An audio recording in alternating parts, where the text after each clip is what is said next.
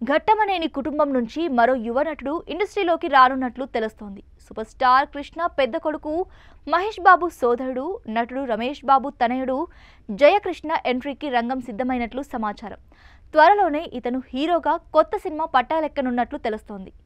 RX100 fame దర్శకుడు అజయ్ భూపతి ఈ సినిమాకు దర్శకత్వం వహించనున్నారని టాక్.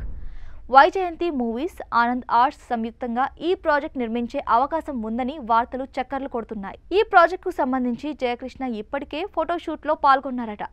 యాక్టింగ్ సహా పలు అంశాలపై ఆయన శిక్షణ తీసుకున్నారని సమాచారం.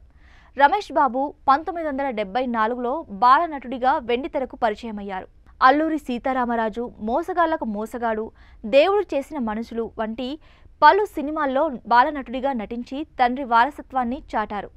నా ఇల్లే నా స్వర్గం, అన్నా చెల్లెలు, పచ్చతోరణం, ముగ్గురు కొడుకులు, సామ్రాట్, చిన్ని కృష్ణుడు, కృష్ణగారి అబ్బాయి, బజార్ రౌడీ, కలియుగ కర్ణుడు, బ్లాక్ టైగర్, కలియుగ అభిమన్యుడు ఇలా మొత్తం 17 సినిమాల్లో హీరోగా చేశారు.